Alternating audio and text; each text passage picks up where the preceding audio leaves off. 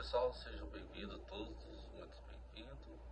Eu sou o professor Márcio Aurélio Marques, eu sou enfermeiro especialista em urgência e emergência, mestre em saúde coletiva e docente na área de enfermagem.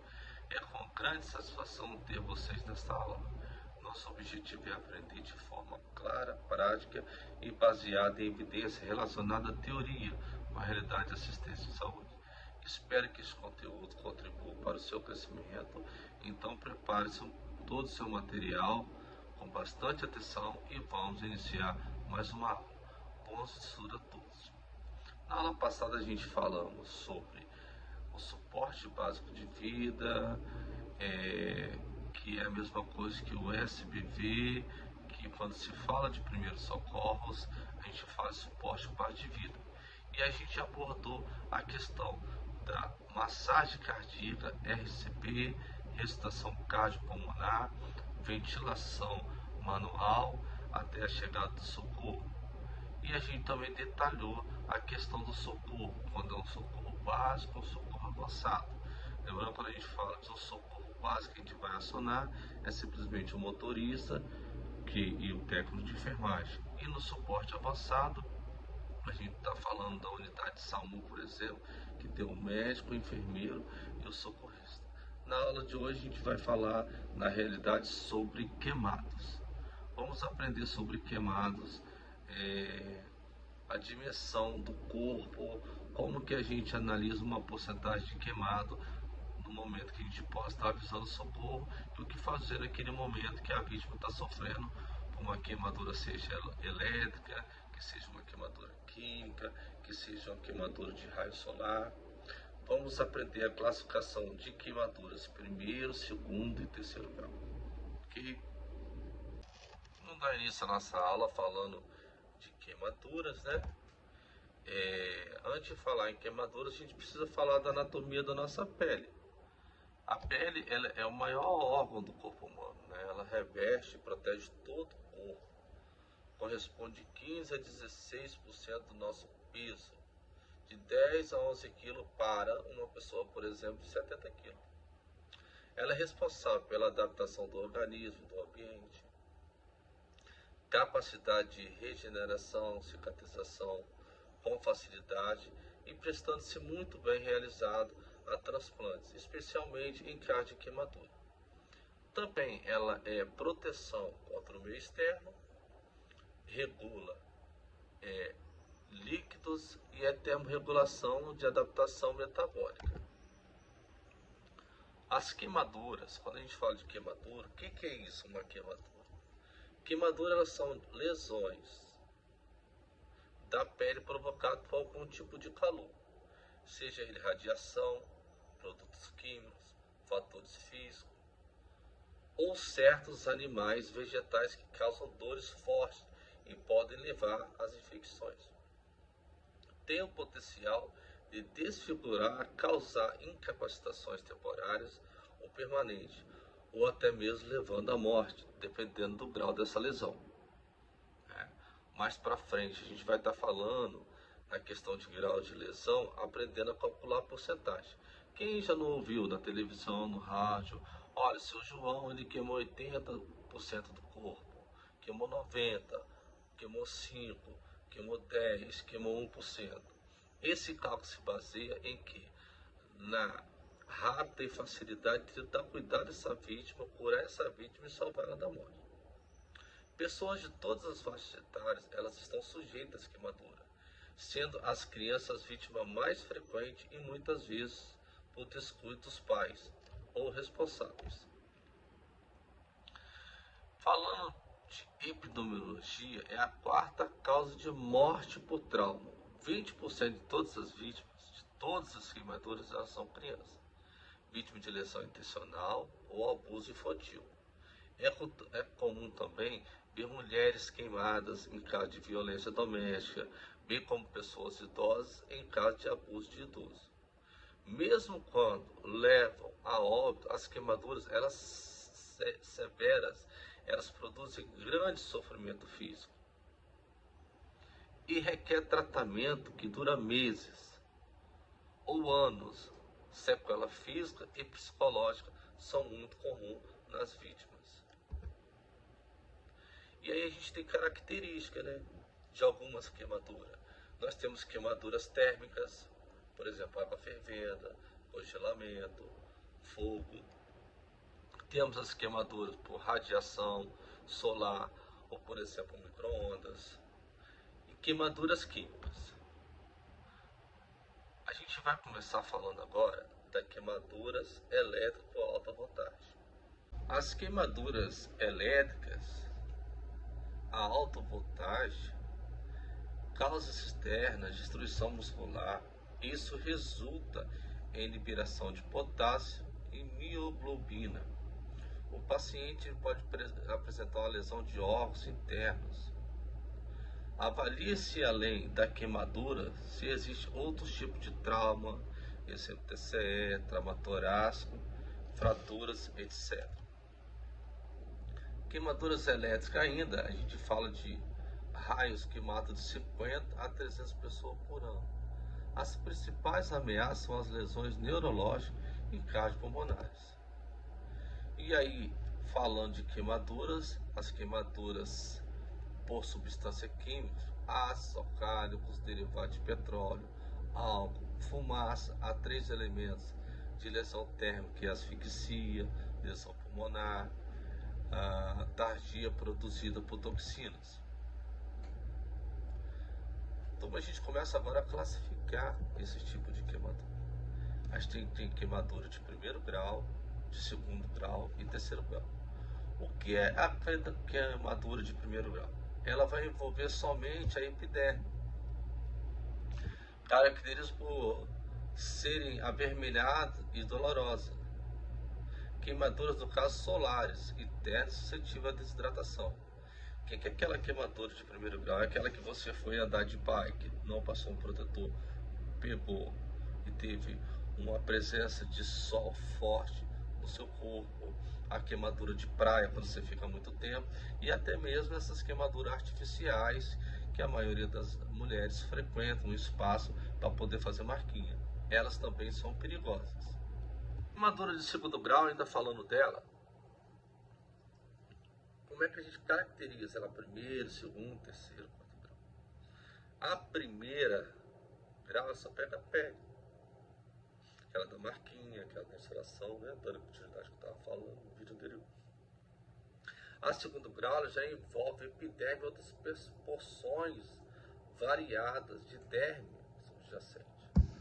Podem ser superficiais ou profundas. Geralmente elas vão formar bolhas com aparência brilhante ou base úmida, porque a epiderme deslocou. Então ela causa dor. A presença, para você diferenciar da primeira para o segundo grau, que a primeira só a vermelhidão e sente dor. Na segundo grau ela sente dor, vermelhidão e ela apresenta já bolhas, tá? Elas causam dor, sua cicatrização é de 2 a 3 semanas, tá? É um exemplo como se pingasse uma água fervendo. Essa aí é a queimadura que eu chamo de segundo grau. Turma, voltando ainda sobre a classificação das queimaduras de primeiro, segundo e terceiro grau, eu elaborei uma atividade bem bacana, né, para você fixar, para você levar para a sua vida esse tipo de classificação, tá? E eu vou estar dando em sala de aula, mas vou estar falando aqui com vocês, para a gente fixar bastante. Quando eu falo assim, uma lesão de primeiro grau, a lesão de primeiro grau quer dizer que ela é superficial. Uma lesão de segundo grau já é uma lesão parcial. A lesão de terceiro grau a gente chama ela de total, tá? A primeiro grau eu peguei só a pele. A segundo grau, que é parcial, peguei pele, epiderme, tecidos adjacentes. E na terceiro grau eu já tenho a queimadura total. A quarto grau a gente chama uma queimadura profunda, é uma queimadura de profundidade total. Na queimadura de primeiro grau, a gente vai atingir apenas a epiderme, a camada mais superficial da pele, que é a epiderme. A pele vai ficar vermelha, vai ter dor leve e vai ter ardência. Exemplo, uma queimadura solar. Já na queimadura de segundo grau, que eu chamo de parcial, eu vou atingir a epiderme e parte da derme. E aí vai apresentar como sinais e sintomas vermelhidão, bolhas e dor intensa, a sensibilidade. Por exemplo, esse tipo de queimadura, uma água quente, óleo quente ou até mesmo fogo. A terceiro grau, que eu chamo de total, ela vai atingir todas as camadas da pele. Ela pode atingir músculo, tendões e até mesmo ossos. A pele fica mais branca, marrom ou carbonizada. Pode não doer, lesões e nervos. Exemplo, fogo prolongado e produto químico. Agora, no caso da quarto grau, eu chamo ela de uma profundidade total. Ela vai atingir todas as camadas da pele e toda a estrutura profunda do corpo humano. E vai ter danos gravíssimos, risco de perda do corpo, membros amputados, exemplo, queimaduras elétricas, no caso acontece muito isso, e química concentrada, até mesmo o carro que pegou fogo.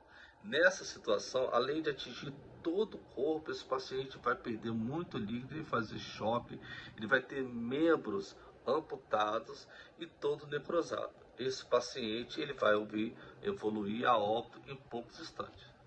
Ainda, turma, falando dessa atividade que eu passei para vocês, eu fiz um passo a passo dos primeiros socorros, no caso de acidente, né, que a vítima foi comprometida, sobre o calor, né, as queimaduras químicas, etc. E aí a gente vai fazer um passo a passo, que é de primeiro, segundo, terceiro, quarto e quinta forma de a gente agir. Primeiro passo, você afaste a fonte de calor. Remova a pessoa do local de risco e interrompa o contato e a causa da queimadura. Segundo passo, resfrie o local da queimadura. Lave esse local com água corrente em temperatura ambiente por 10 a 20 minutos. Não use o que você não deve usar. Não use gelo, não use pomada, nem nenhuma pasta de dente, manteiga, óleo ou álcool, ou produtos caseiros. Antigamente as pessoas tinham essa mania, e isso só atrapalha no seu corpo. Por exemplo, eu passo uma pasta, eu passo um pó de café, eu passo qualquer coisa que não tenha a ver com aquilo que é prescrito pelo médico. Se ela chega toda vermelha, uma pomada, eu não consigo identificar na hora do atendimento à vítima se isso é da pomada que foi passado na vítima ou se é da coloração da sua pele. Então nunca deva fazer isso, tá? A quarta, o que eu devo fazer é cobrir com a gaze limpa se eu tiver. Após você resfriar, você cubra essa queimadura com a gaze estéril, um pano limpo seco, sem apertar. Quinto, procure uma ajuda médica. Queimaduras de segundo grau, extensa, terceiro e quarto grau, sempre precisam de avaliação médica. A gente tem alguns sinais de alerta para poder ficar mais atento com esse tipo de acidente de queimadura, tá? Quando eu falo de sinais de alerta, procura atendimento imediato. Queimadura no rosto, imediatamente. Mãos e pés, genitálias ou grandes articulações. A queimadura extensa, de maiores que a palma da mão da própria pessoa. Há queimaduras profundas de terceiro e quarto grau. Dificuldade para respirar ou inalação de fumaça.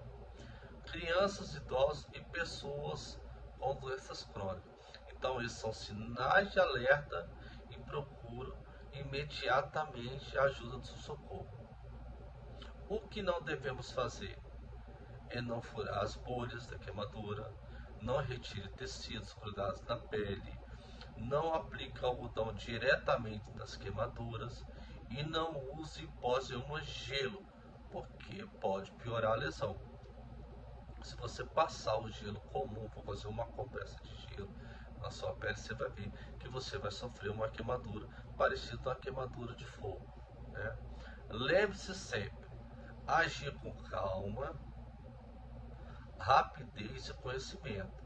Isso pode salvar vidas. Cuidar, ele é um ato de amor e previne também se proteger, tá? A prevenção, ela é o melhor caminho. Evite acidentes domésticos, tá? Armazene produtos inflamáveis com segurança e eduque as crianças sempre. Essas são dicas que eu dou na questão de queimadura. Professor, o que eu tenho que evitar dentro da minha casa? Tudo que tiver energia elétrica, tudo que tiver risco na sua casa, você tem que evitar. Evita quando cozinhando a criança passar por perto, evite deixar tomada no carregador, saia do quarto onde tem eletricidade, apague a luz, tudo que tem energia elétrica, tudo que tem presença de calor, a gente deve ter cuidado, tá bom? Lembre-se sempre, no momento de agir, qualquer momento, primeiro passo é difícil, mas acalma, respira.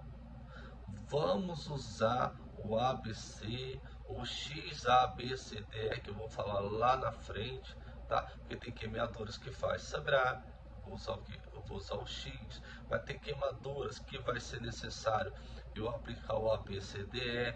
Quando eu falo de A, eu falo de abrir vias aéreas, de B, lembra, a gente fala de respiração, e de C, tem circulação.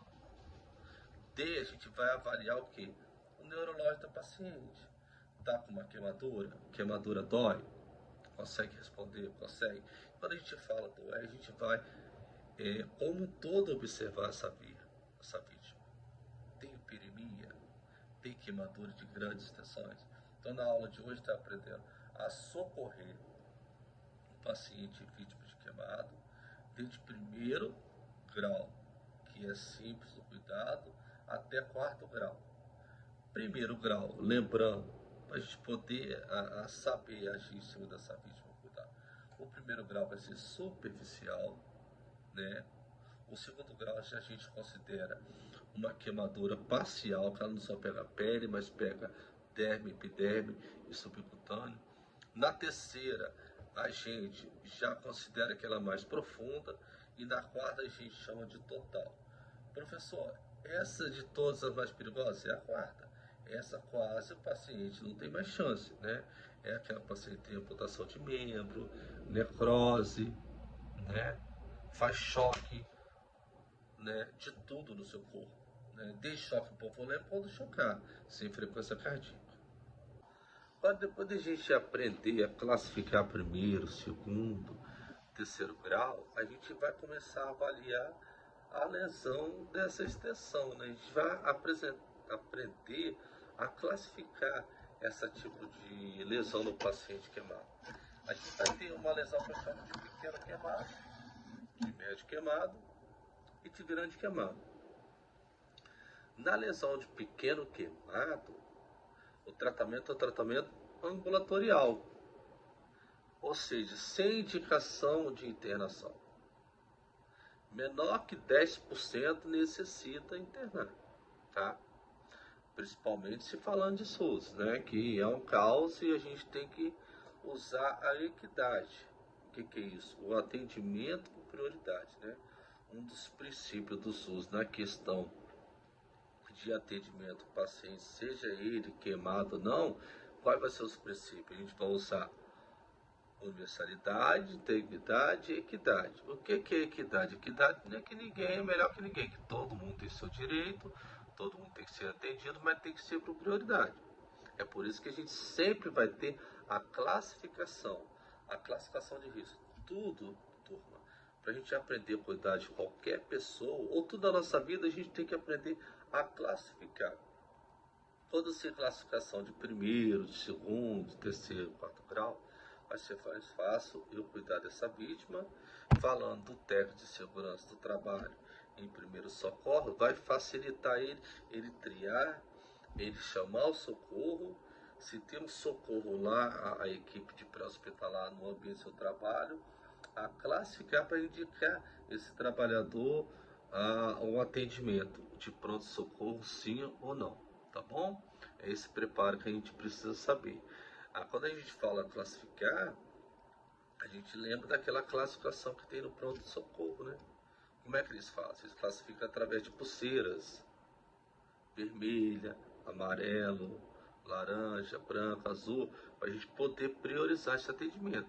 A gente, como profissional da segurança do trabalho, enfermeiro e técnico de enfermagem, voltado para o socorro, a gente tem que ter esse preparo. Aprendeu agora o que é uma pele, né, que sofre queimadura, as suas classificações. E é de queimadura de primeiro até de quarto grau. Agora a gente vai aprender um pouco a classificar a queimada no corpo desse paciente. A gente tem uma noção se ela é cuidado ambulatorial, se é pronto-socorro, né, se o paciente necessita de uma UTI, de acordo com o que a gente vai ver naquele momento que a gente avalia a cena e usa o protocolo de X, A, B, C, D, E, que é ver desses pacientes sofrem o sangramento, se ele tem o seu neurológico preservado, se ele respira, se ele responde, como que está aquele ambiente. Então a gente começa falando nessa classificação do paciente queimado, no nível queimado que eu chamo de pequeno queimado. Esse pequeno queimado, ele trata-se de ambulatório, sem internação, ok? Menos que 10% precisa de internação. O médio queimado, ele já é uma internação em enfermarias, né? Entre 10 a 25% de queimadura de segundo grau e 10% de 3 graus. Tá? Mais à frente a gente vai aprender aqui essa classificação, né? Assim, quando eu falo 25%, o que ele queimou, aonde ele queimou, se ele queimou o braço todo, quantos por cento que é, se é toda a parte do tórax e abdômen, dorso, se é só o pescoço, se é só a face, se é todo o corpo, se é só a região da genitália, a gente vai estar falando. Mas para estar falando isso, eu preciso classificar esse paciente queimado. O paciente grande queimado, esse paciente é um paciente de maior risco, né? É um paciente que tem 30%, né? Em criança, maior que 20%. 30% de queimadura, a gente considera uma queimadura grave. E na criança, a gente considera já 20%. Vamos recapitular? Eu tenho um pequeno queimado, eu tenho um médio queimado e eu tenho um grande queimado. No primeiro queimado, o nosso tratamento vai ser ambulatorial, porque menos que 10% disso é a indicação de não internar. Menos 10% de quê? De queimadura.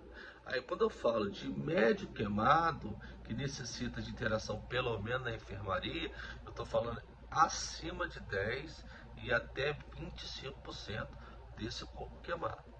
Já no grande queimado, ele é maior de 30% no adulto e de 20% em criança. Tá? A extensão, no caso, ela é necessária ser determinada a sua gravidade de queimadura da lesão. O melhor local para tratamento do doente e para repor seus fluidos, né, de maneira apropriada e evitar complicações associadas ao choque hipovolêmico decorrente de queimadura. A gente tem uma regra que a gente chama regra dos nobres, que a gente pode aplicar para a gente estar avaliando esse queimado, tá bom? A regra dos nobres é uma maneira rápida de estimar a extensão de queimadura nos adultos. O sistema divide o corpo em múltiplos nobres. A soma total dessas partes ela é igual à área de toda a superfície corporal total. É uma importante medida da gravidade da lesão. Vamos lá, ó. Queimei toda a cabeça, 9% do corpo queimado. Queimei esse braço direito, membro superior esquerdo, mais 9%. Queimei todo esse membro superior direito, mais 9%. Queimei todo o dorso das costas. Eu classifico que eu queimei, tive uma queimadura de 18%. Todo tórax e abdômen, 18%. Se queima só o tórax e não o abdômen, eu classifico 9%. As costas, a mesma coisa. Queimei todas a costa toda, eu tenho 18%. Se só a metade, professor, 9%. Continuamos. Queimadura do membro inferior todo esquerdo, a perna toda esquerda. Eu classifico como eu queimei 18% dessa área, né?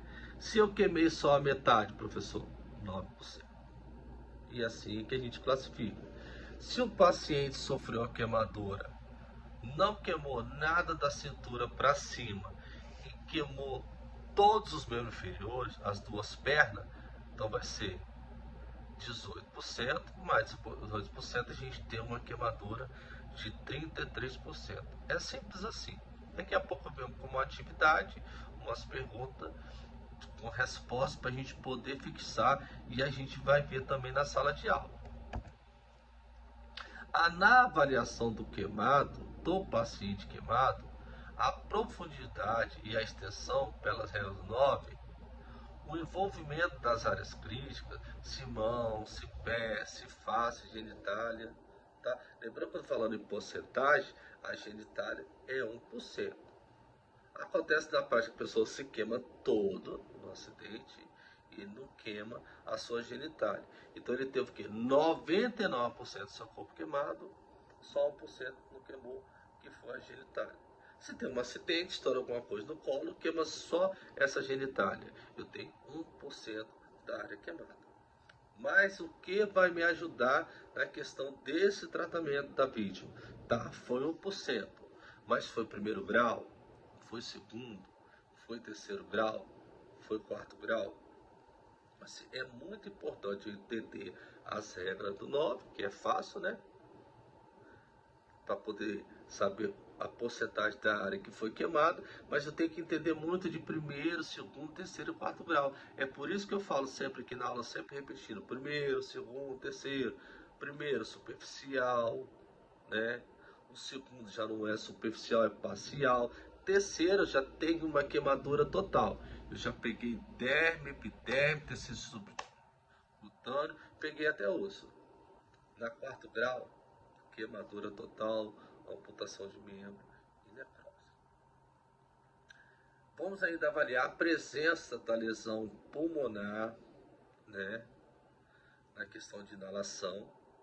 Quem nunca viu uma história que pegou fogo dentro da casa ou do apartamento, e qual lesão que teve? Antes de queimar aquele corpo todo que ele encontra essa vítima que evoluiu a óbito, ele inalou aquela fumaça, então ele teve presença de lesões e queimadura pulmonar, ok? Doenças pré-existentes, a diabetes mellitus, por exemplo, insuficiência renal por conta da gravidade do acidente, evolui muito rápido. E é um distúrbio metabólico, né? Quando a gente fala de metabolismo, a gente fala de reações químicas. Por exemplo, um paciente que inala essa fumaça ali naquele acidente, ele não consegue ter essa reação. E aí ele sofre pulmonar, ele sofre renal, né? E aí ele tem picos metabólicos que levam esse paciente a óbito.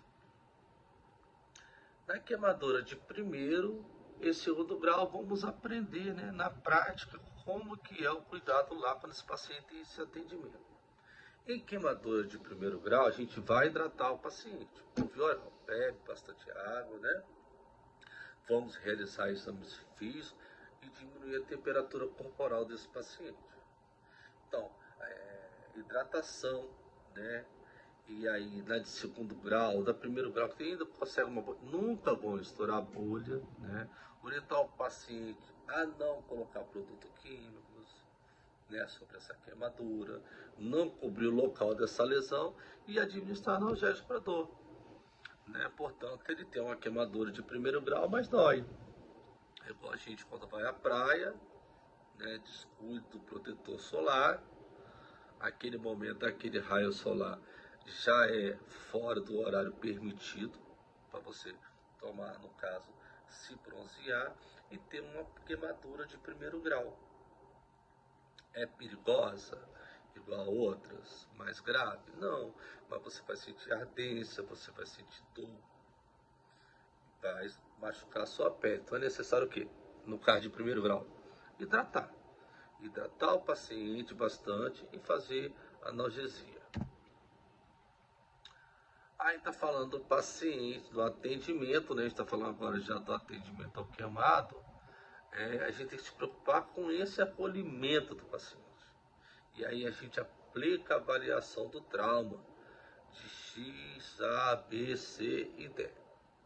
D e E. Classifica essa extensão em tipo de queimadura, vamos monitorar os seus sinais vitais. E no caso, ali no ambiente hospitalar, que a gente já socorreu esse paciente, eles vão funcionar um acesso venoso periférico, de preferência calibroso, para hidratar bastante esse paciente. Então a gente vai fazer uma reposição hídrica, se precisar tirar a secreção orotraqueal, né?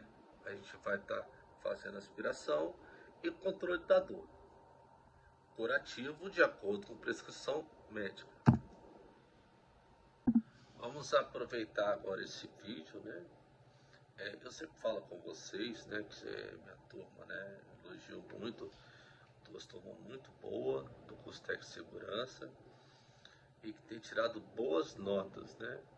Mas eu falo sempre que além de tirar boas notas, é a gente fixar, é a gente aprender a matéria para levar para a vida, né?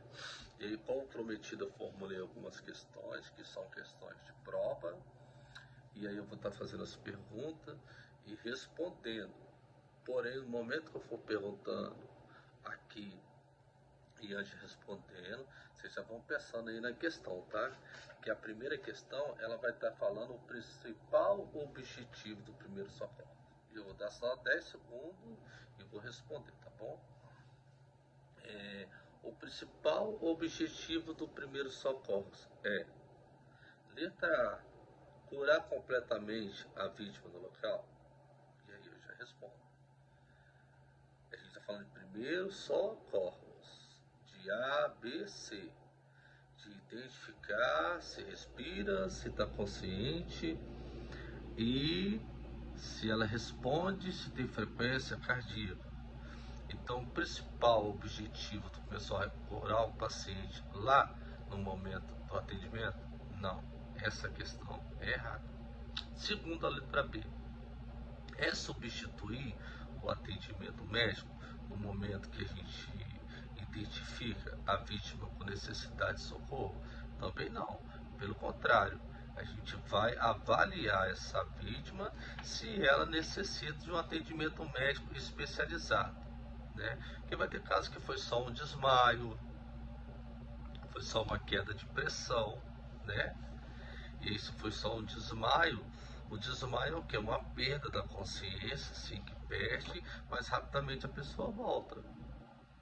Na avaliação do local, se ela tem um coma profundo, a ficar respirando de responde, sim, vamos chamar o serviço especializado.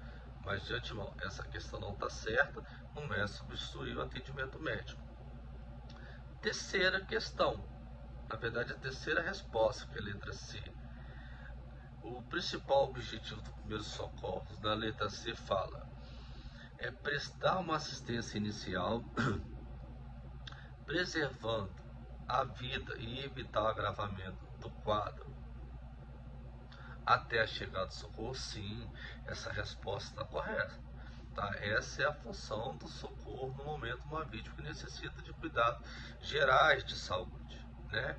A gente vai prestar assistência inicial, preservando a vida e evitar o agravamento desse quadro até a chegada do socorro. A letra D, a resposta era se a gente transporta imediatamente a vítima do local. Lógico que não.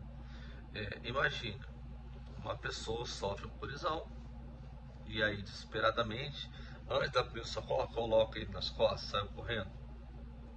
Até contei para a turma em sala de aula, ainda acadêmico, lá no ano de 97, eu presenciei isso. Teve um acidente ali perto da Santa Casa, porque era próximo a pessoas, né, com medo da vítima morrer, coloca a pessoa no ombro, corre. Quando chega lá, tinha quebrado uma vértebra, furou o pulmão. Esse paciente foi a óbito. Então, assim, quando eu falo de objetivo de primeiro socorro, a resposta correta é prestar assistência inicial, preservar a vida e evitar o agravamento do quadro até a chegada do socorro. Falando sobre crime de omissão, né? A gente ser omisso, a gente não socorrer, ainda mais como profissional de saúde, isso é crime. E vamos a algumas perguntas. Professor, por que você está fazendo essas perguntas? Falou bastante sala de aula, sabe por quê, gente? Isso aqui não cai nas provas da vida, né? Eu brinco assim, elas despencam o tempo todo, cai essas questões. E ninguém quer fazer pegadinha com você, saber se você sabe, se você sabe. Pelo contrário, a nossa proposta pedagógica, você é aluno do CEGTEC, de Caria Cintia de América, que você saia sabendo, tá bom? A pergunta é, número 2, né? O crime de omissão de socorros, quando ele ocorre? Ele ocorre quando a pessoa presta atendimento e aguarda resgate? Não, está errado. Pelo contrário. Se a pessoa deixar de prestar assistência ou de assinar ajuda quando fazê-lo sem risco no local e pessoal, muito bem. A resposta seguinte é essa. Então, o crime de socorro não se enquadra, está correto, tá? A gente vai achar qual que é crime de omissão de socorro. O profissional de saúde realizar atendimento inadequado ou a vítima recusa o atendimento. Então, não. O crime de socorro, omissão de socorro, é quando a pessoa deixa de prestar esse atendimento, uma vez que ele tem condição de fazer esse atendimento. Durante uma avaliação da cena, como que o socorrista ele deve observar? Aqui está pedindo para a gente falar a questão correta. Apenas contar a quantidade de vítima? Não, está errado. Tá? Apenas se o paciente responde? Apenas se a gente avalia o nível de consciência? Também não.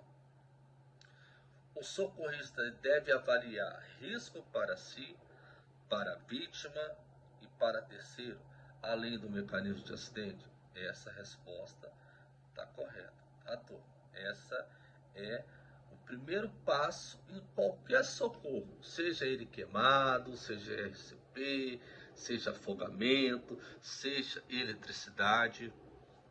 Nós devemos avaliar a cena, se há risco para si, se há risco para a vítima e se há risco para terceiro, além do mecanismo do ambiente.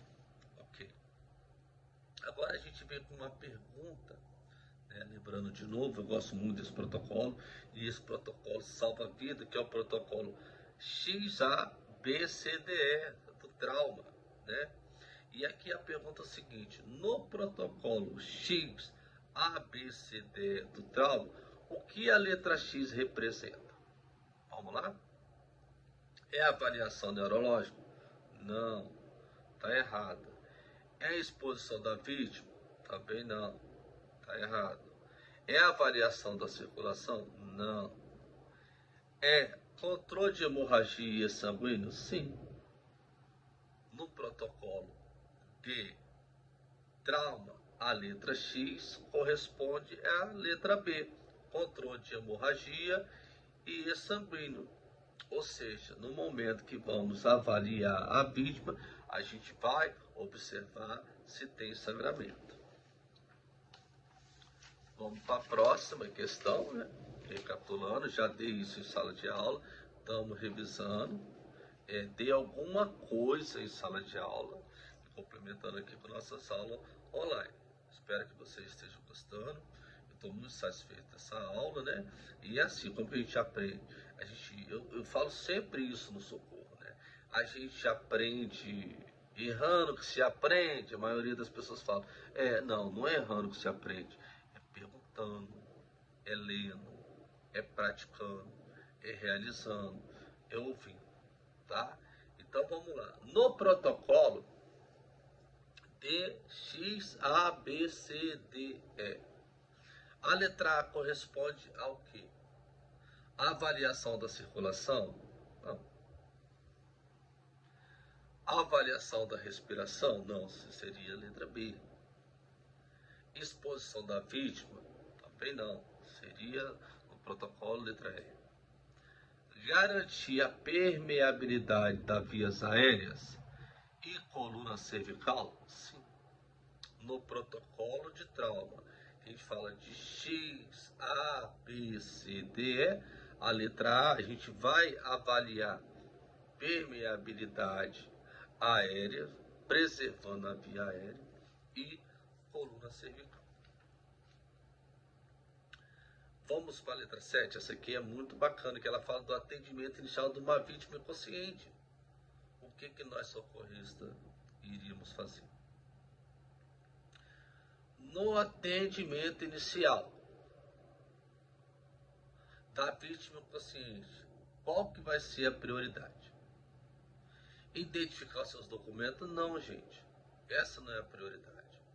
Até no socorro, falando de intra-hospitalar, no pronto-socorro, e a gente chama de vaga zero, quando o paciente ele tem risco de morte, né? Perder a sua vida, a gente entra primeiro com esse paciente, depois a família, alguém vai ver essa questão dos documentos.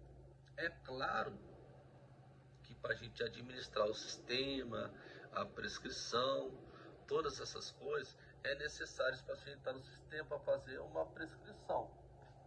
Mas, professor, se a gente entra com esse paciente lá, precisa prescrever, não tem documento, você vê que o documento não é o mais importante, a gente vai colocar PNI, paciente não identificado, e ele vai ter um número de atendimento, e protocolos a gente vai fazer esse atendimento. O médico prescrever, a checagem dos cuidados gerais que tem que fazer de saúde desse paciente, para você ver, e tem pessoa que tem essa preocupação. Então, a nossa preocupação não vai ser, nesse momento da vítima inconsciente, com seus documentos. Avaliar rapidamente a responsividade, acionar o serviço de emergência, iniciar a avaliação primária, sim. Isso vai ser a primeira coisa que a gente vai fazer no paciente que uma vítima inconsciente. Vamos ver se ele responde e acionar o serviço de emergência.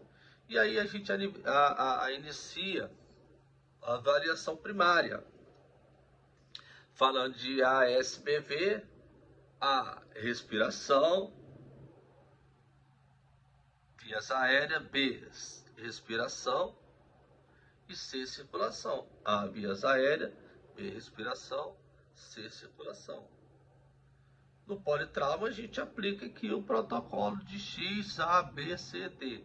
X, vamos observar se tem alguma relação de sangue, né? No A, a preservação de vias aéreas e coluna cervical. No B, a gente correlaciona respiração. No C, circulação, se controle de pulso, sim ou não.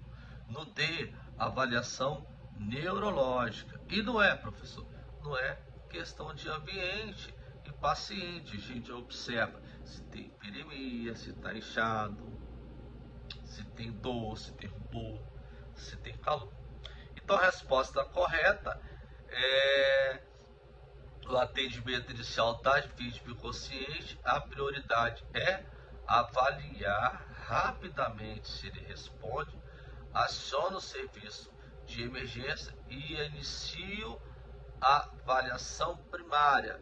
Primeiro passo da avaliação primária é aplicar o protocolo? Não, todo mundo pensa. É avaliar o cenário e sinalizar. Depois aplicamos os protocolos X, A, B, C, D, E e salvamos essa vítima. Em relação a acidente de trânsito, é correto afirmar que qual é a situação abaixo é considerado um acidente de trânsito?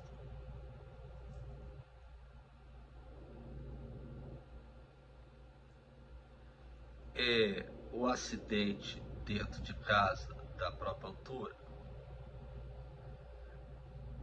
É o paciente se jogar de uma ponte? É o paciente vítima de envenenamento? É um paciente em colisão entre dois automóveis? Essa tá fácil, né? Então, considerado acidente de trânsito é essa questão de acidente. Meus queridos alunos, até a próxima aula, que eu despeço de mais uma aula online com vocês e espero vocês na próxima aula. Aproveita o vídeo está bem bacana, eu falei bem pausadamente, bem tático, para a gente poder atender. Qualquer dúvida tiramos em sala de aula. Até a nossa próxima aula, na próxima quarta-feira e quinta-feira.